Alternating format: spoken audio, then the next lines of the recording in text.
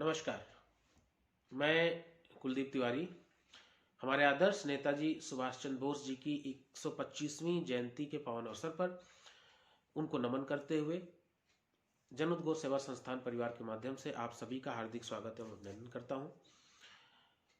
हम जैसा जानते हैं कि आज के भारत में पुरानी सरकारों द्वारा, कुछ पुरानी सरकारों द्वारा, इतिहासकारों द्वारा, षड्यंत्रकारियों द्वारा नेताजी सुभाष चंद्र बोस जी का जो भारत के प्रति, भारत की आज़ादी के लिए जो योगदान रहा, उसको दबाया गया, उसको छुपाया गया।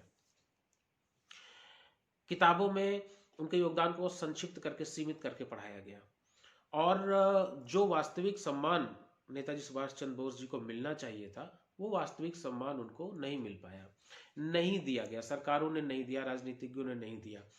और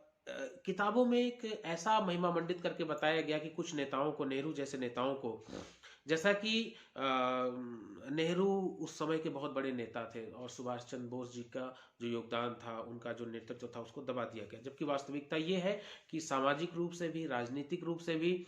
नेताजी सुभाष चंद्र बोस जी की तुलना में नेहरू का कद बहुत छोटा था, लेकिन फिर भी उनको महिमा मंडित किया गया और नेहरू जी के समक्ष जो नेताजी का योगदान रहा, सुभाष चंद्र बोस जी का जो योगदान रहा, उसको दबा दिया गया, छुपा दिया गया।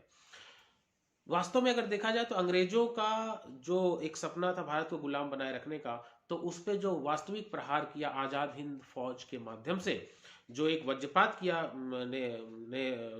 अंग्रेजों के सपने पे,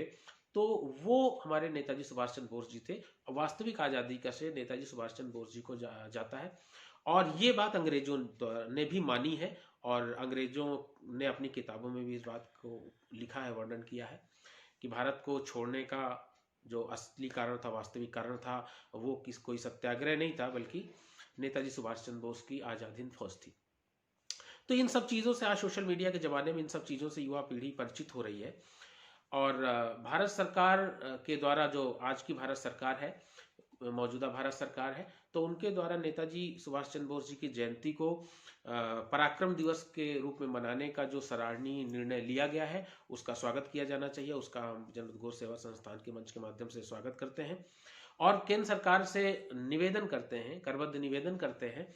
कि दिल्ली के इंडिया गेट पर नेताजी सुभाष चंद्र बोस जी की प्रतिमा, उनकी मूर्ति स्थापित की जाए और जिससे युवा पीढ़ी उनसे परिचित हो सके, देश उनसे परिचित हो सके, समाज उनसे परिचित हो सके, उनकी वास्तविक गाथा जान सके, उनके बारे में रिसर्च कर सके, पढ़ सके और ज्ञान ले सके। तो एक बारंबार निवेदन हम करते हैं केंद्र सरकार से कि लोगों की जनभावना को देखते हुए इंडिया गेट में, दिल्ली में इंडिया गेट में नेताजी सुभाष चंद्र बोस जी की प्रतिमा स्थापित की जाए और जो उचित सम्मान नेताजी को मिलना चाहिए, वो उचित सम्मान उनको दिया जाए। बहुत बहुत धन्यवाद। जय हिंद, जय भारत।